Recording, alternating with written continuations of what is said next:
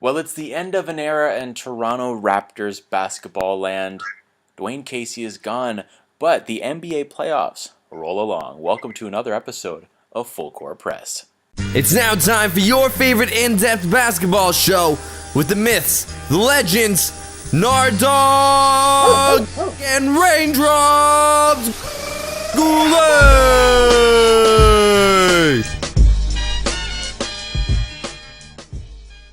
Welcome to Full Court Press. It's Justin Raindrops Goulet here with you, joined by the one and only Nard Dogg, David Bernardi. As always, Nard Dogg, how's it going? It's going great. Can't complain. Loving this weather we got going on over here. Right on, man. Now, the Toronto Raptors, a huge, well, not necessarily a bold move, because it's kind of a move that a lot of people expected in the business that is pro sports. On May 11th, Masai Ujiri, he made that decision to fire the longest tenured coach in franchise history, Dwane Casey. And it's odd, it's weird. Dwane Casey had become such an integral part of this Toronto Raptors franchise, this culture that the Raptors had cultivated, and to know that the team is without a head coach and that Dwane Casey is not the guy leading the bench, it's kind of weird. What do you think about this overall? What are your thoughts about Dwane Casey being fired by the Toronto Raptors? I mean, 5 straight playoffs, 3 straight seasons with 50-plus wins. But when it came around to the playoffs, they just, I don't know, they didn't click. And obviously they played against the best player in the world 3 straight series in LeBron James. And yeah, guys like DeRozan didn't show up. The supporting cast didn't show up. Larry actually had a great playoffs this year, but I don't know. They couldn't get past LeBron, and I think this move is just they're going to try to find another coach that can possibly do it. Well, the thing is, as long as LeBron James stays in the Eastern Conference, depending on what he does this offseason, once the playoffs and NBA Finals are all wrapped up, depending on what he does, if he stays in the Eastern Conference, that's the thing. The Raptors, if they want to get to the NBA Finals, they're going to have to face LeBron James and the Cleveland Cavaliers if you were to stay in Cleveland. And you mentioned playoff performance. The thing about Dwane Casey is that over his 7 seasons with the Toronto Raptors, a record of 320 wins and 238 losses during the regular season. Absolutely phenomenal. The most wins for any coach in franchise history.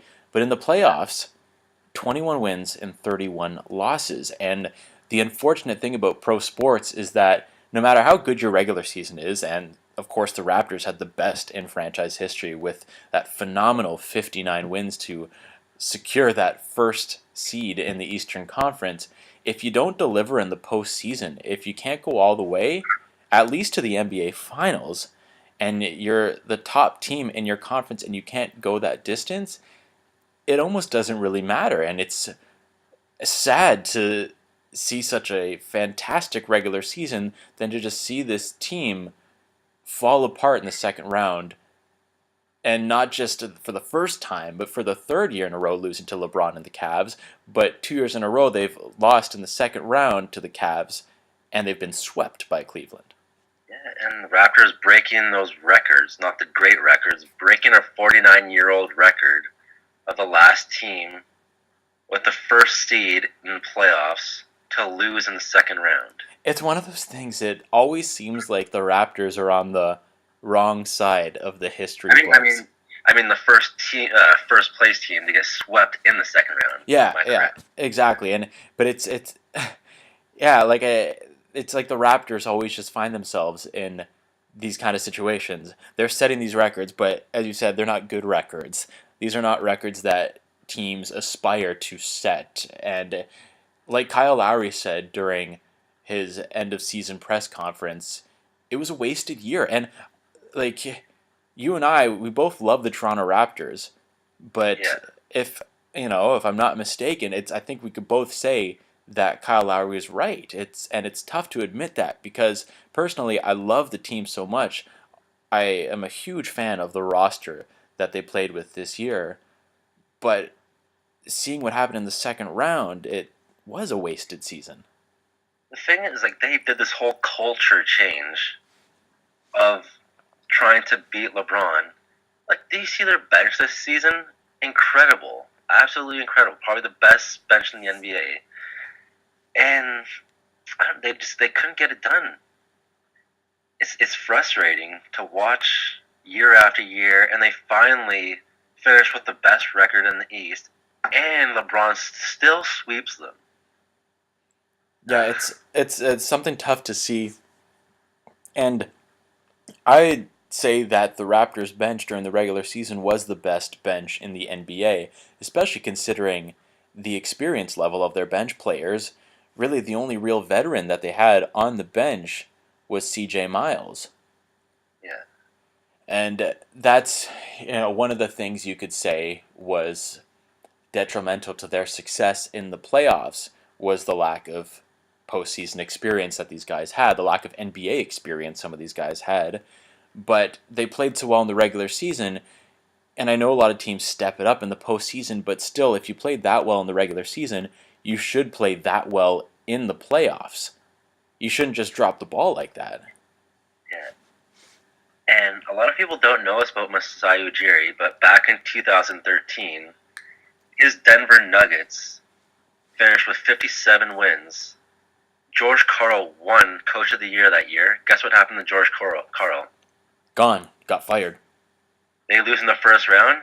He got fired. Oh yeah, and it's bittersweet because Dwane Casey, of course, was voted Coach of the Year by his fellow coaches across the entire NBA, and he is most likely going to win Coach of the Year at the NBA Awards in the next couple of weeks. Pretty awkward. It would be. It's the dude wins Coach of the Year, but he's not the coach of the team that he's winning the award for coaching that team, and it's one of those moves that once the Raptors got swept, especially because it's 2 years in a row and 3 years in a row that they've lost to LeBron's Cavaliers in the playoffs, it's one of those moves, Dwane Casey getting fired, that I didn't want it to happen, but I mentally prepared myself for it happening. But even when the news was made official, when I woke up and saw the news that Dwane Casey got fired on Friday, as a sports fan and as a fan of the Toronto Raptors, it still was an emotional blow. Because over 7 years, you get to, obviously I don't know Dwane Casey personally, but you watch these 82-game seasons, you watch him in the playoffs, you see him develop as a coach, and you see how he works with these players, and it's like, wow, this guy that you've kind of grown to care for because you're watching his team play is now no longer leading that team, and it's an odd feeling. Yeah, it truly is. And he sent out a thank you letter thanking all Raptors fans and everyone across Canada about those 7 years and how Canada welcomed him and his family in open arms and how living in Canada changed him and his family's lifestyle for the greater good.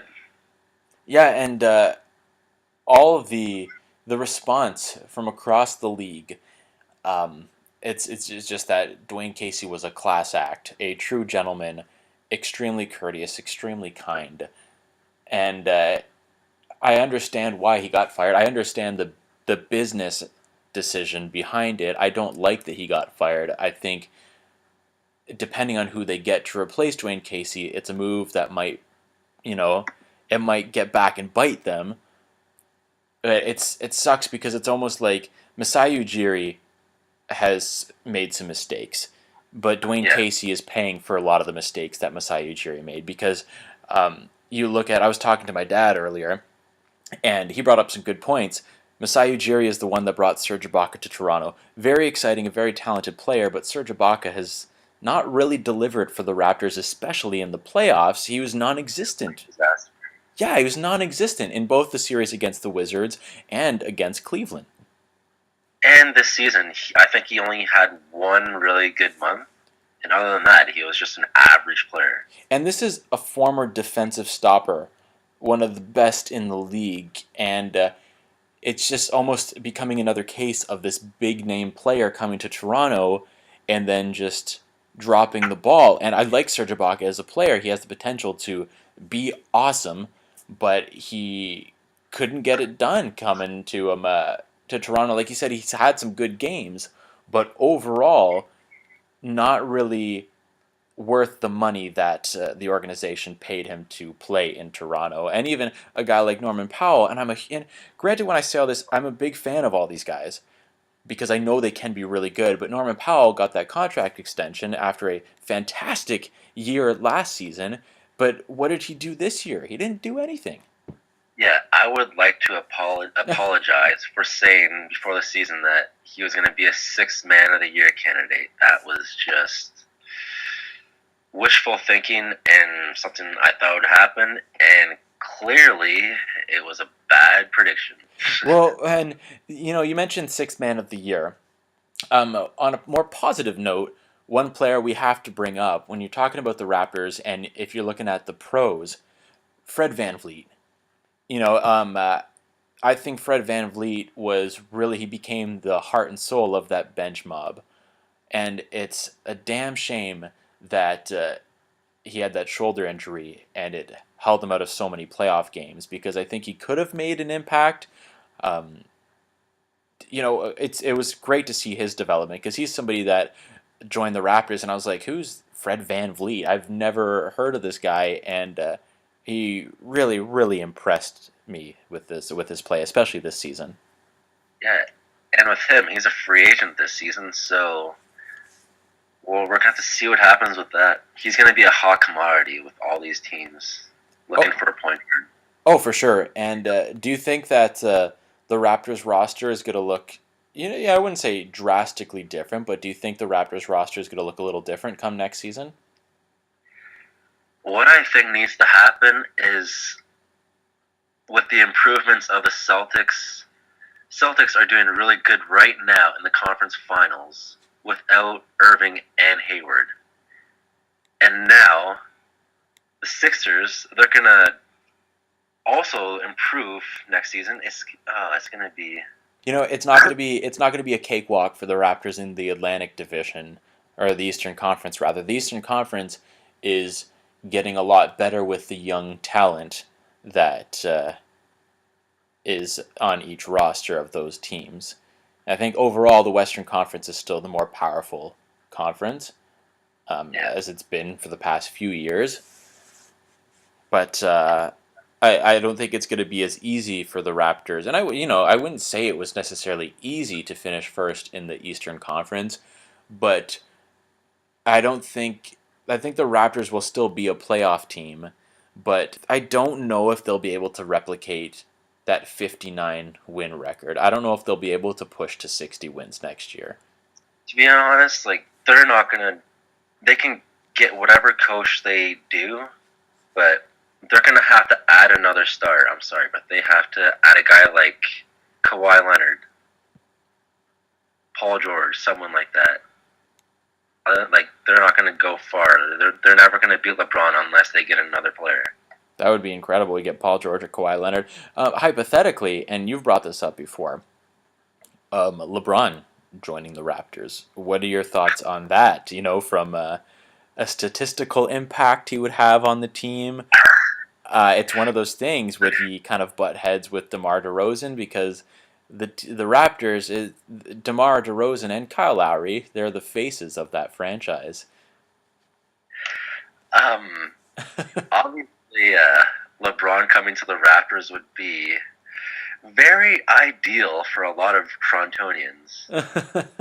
But it's kind of a pipe dream, but I think for LeBron's legacy, it would be huge. Think about him coming to Canada, bringing that one NBA championship here. It would go down in the record books. But the question is, do the Raptors want LeBron James? They've lost to him in the playoffs 3 years in a row. Would they want to bring this guy on board, this guy that's conquered them the past 3 years? Do you really have to ask that? From a fantasy basketball perspective, it would be incredible.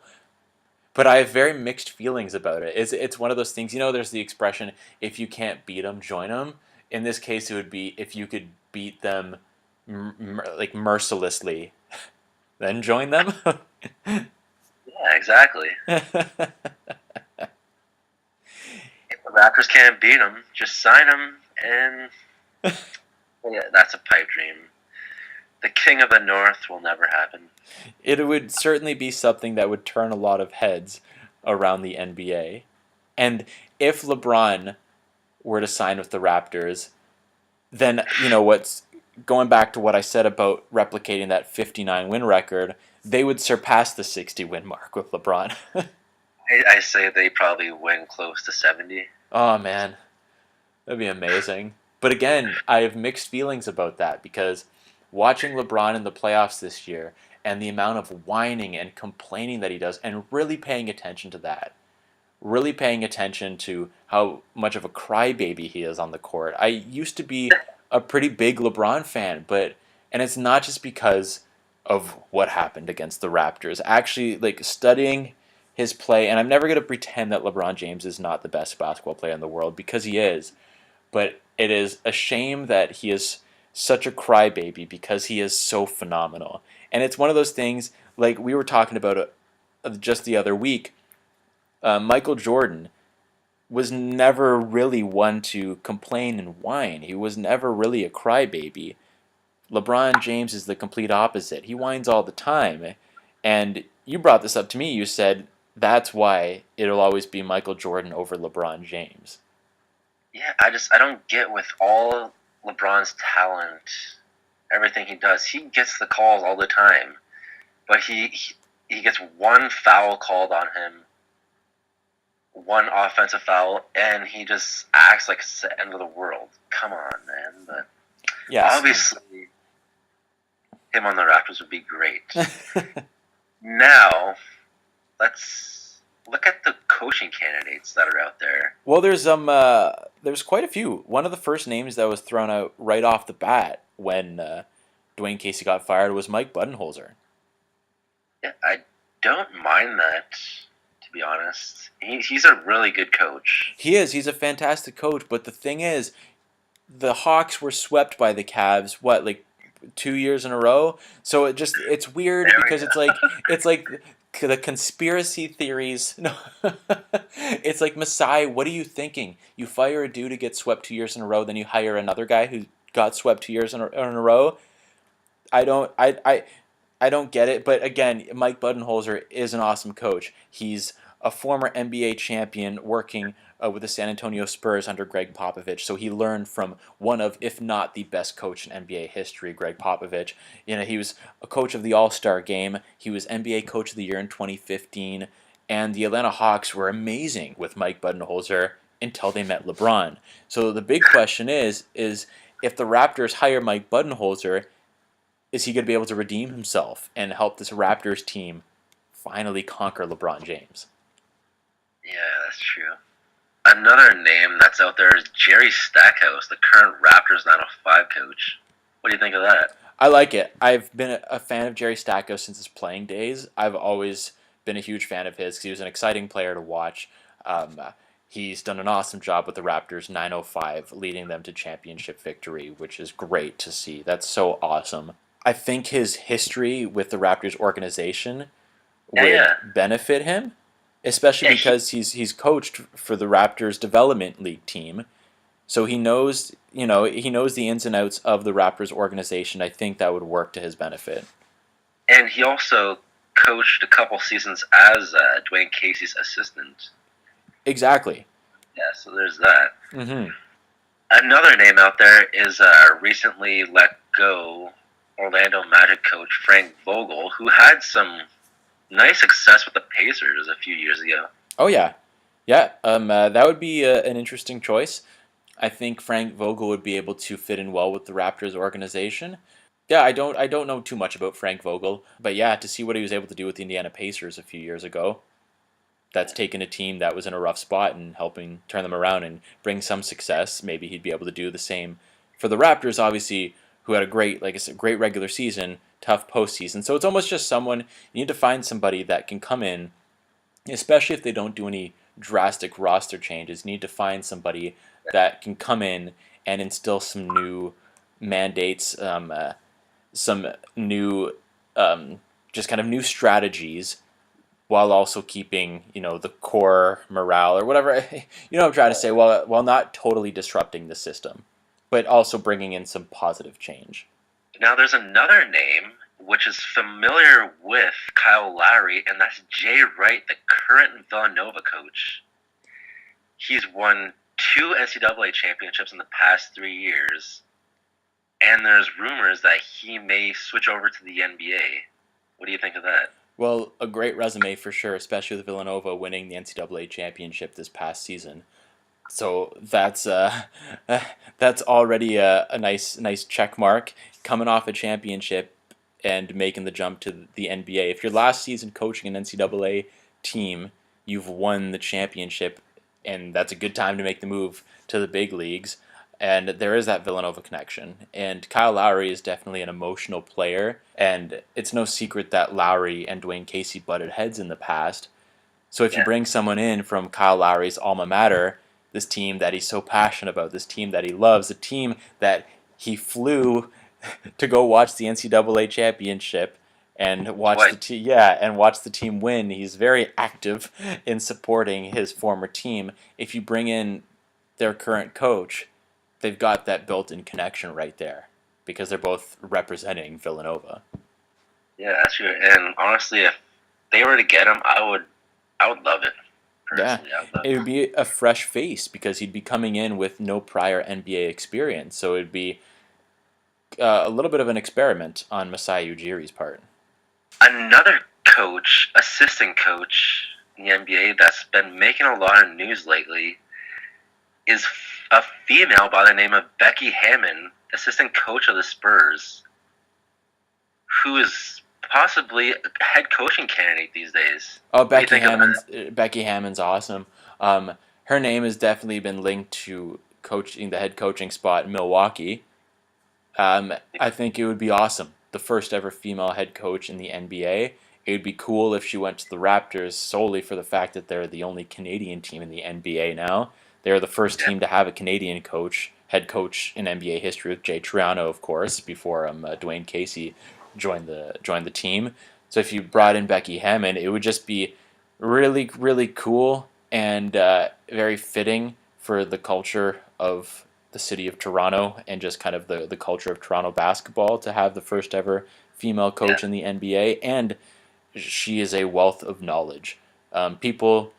There's some people that are like, oh no, she doesn't have a lot of experience, blah, blah, blah. It's like, no, like, you're ridiculous.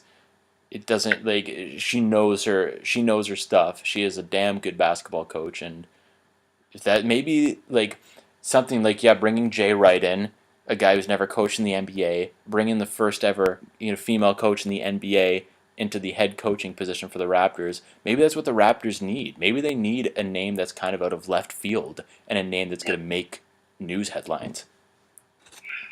You want to hear a name that's very out of left field, but it's probably not going to happen? I would love it. Jeff Van Gundy as a Raptors head coach. Oh man, that would be awesome. You can dream. You can dream as LeBron going to the Raptors. Yeah, well, and speaking of dreams, one other name that's been thrown out there by the artist formerly known as Ron Artest, Meta World Peace suggested Drake for the head coaching job. And when I read that, my first thought was no. That's never going to happen. Honestly, what would he tell the players? What X's and O's does he have?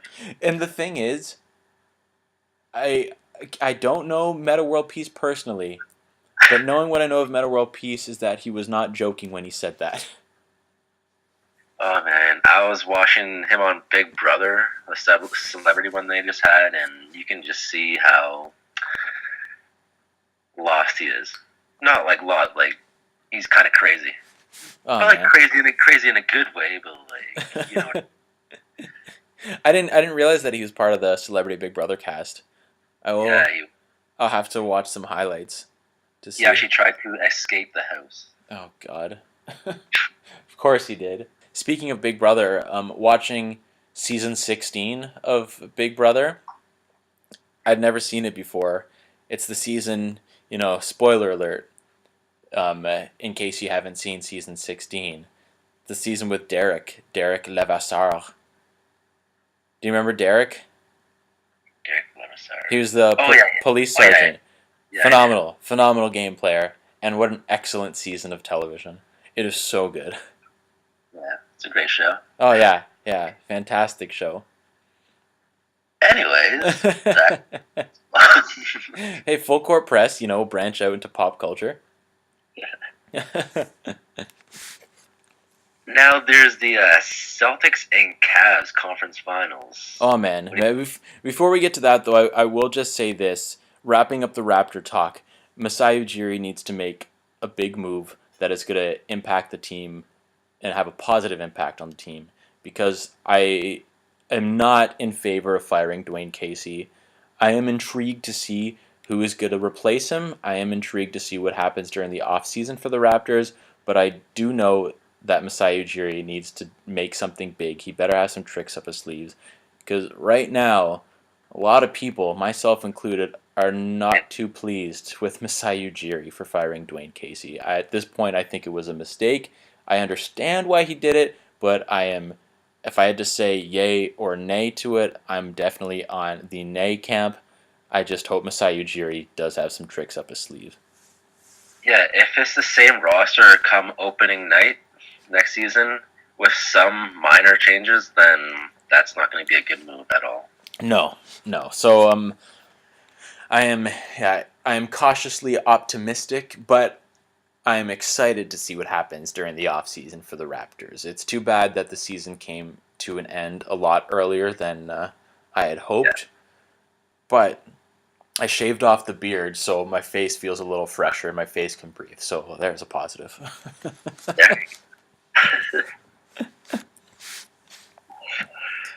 But as I said earlier, although that this is happening in Raptorland, the NBA playoffs are continuing, and you mentioned that Eastern Conference Final Series between the Boston Celtics and Cleveland Cavaliers. The Celtics just dominating Cleveland in Game 1. And yes, they did. And yes, they did without Irving and Hayward. But it's LeBron James, and I'm sorry, but I'm going to pick the Cavs in 6 and 7 or 7. Honestly, it was a very impressive Game 1. Yeah. But it's always fun to play devil's advocate and choose the other side. But I'm going to have to agree with you on this one. LeBron's going to the finals again. I don't think this Boston Celtics team is very talented, and they've got such a promising future. And if they had Gordon Hayward and Kyrie Irving, I think the story would be a little different. But because they're missing two of those big stars, I think LeBron is taking the Cavs all the way to the finals once again. And I'm hoping that it's Cleveland. I'm hoping that it's Boston in the finals. But realistically, it's probably going to be Cleveland. But if that's the case, I'm hoping that it's a Cleveland Cavaliers, Houston Rockets final. Something different. I want to see something different this year. Now, on to that Rockets-Warriors series. I see the Rockets putting up a fight, but with Curry healthy now and the whole Warriors team healthy, it's just hard not to pick the Warriors in 5 or 6 games. They're just too good. On this series, I'm going to flip the script on you this one. I'm going to stick with the Rockets for this series. Really? Yeah, I'm going to go with the Rockets in the Rockets in 6. The Rockets in 6 or 7. Yeah. I don't think Cleveland's going to 7 games, but I think Houston and Golden State could be pushed to 7 games. Yeah, the Rockets have been amazing this year, hitting all those threes. Everything's clicking, but it's the Warriors. They have 4 All-Stars. Like I said, everyone's healthy now. Yeah, I can't see the Rockets. It's just I don't see it happening. Well, if that's the case, if it is a once again in the finals, it is the Warriors and Cavaliers. Who do you see winning it all? I see, if that's the case, I see Golden State winning it all this year. Oh, easily Warriors in 4 or 5 games. Yeah, Warriors will win it all in the finals, and LeBron will leave Cleveland during the offseason. And go to the Raptors.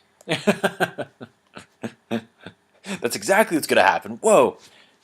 Yeah. Could you imagine? Then we'll look back on this and be like, wow, you nailed it. That would, I don't know, but that would literally be like the biggest news in Canada sports history. Oh, yeah. LeBron would probably lose a lot of money in endorsements coming to Canada, but Maybe he could open a bunch of Smokes poutineries. LeBron's poutineries. LeBron's poutineries. Yeah.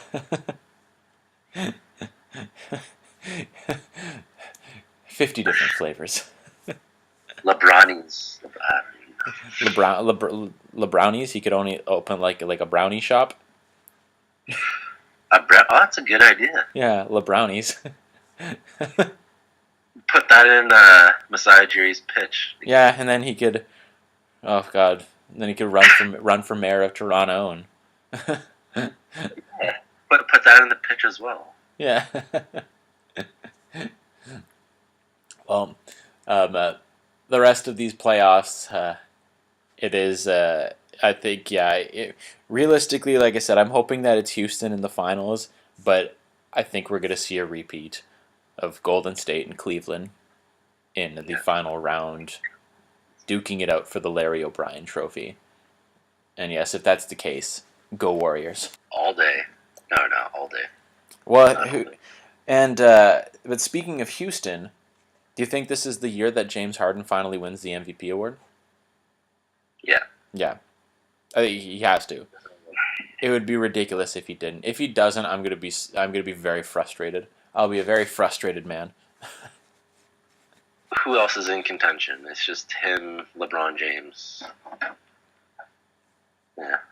Durant, obviously, but the Rockets obviously had a better record, and Harden just balled out like crazy. Oh man, he's so good. He deserves it. My God, he deserves it. I'm gonna be very happy for him if he wins it. And Rookie of the Year, no doubt, Ben Simmons. Obviously, there's no question. I keep on seeing these. No. You don't think so? Are you pulling for? Are you kidding me? You're pulling for Donovan Mitchell? Yeah. Ben Simmons how many triple doubles did he have this season? It's not always about the triple doubles. Look at Donovan Mitchell.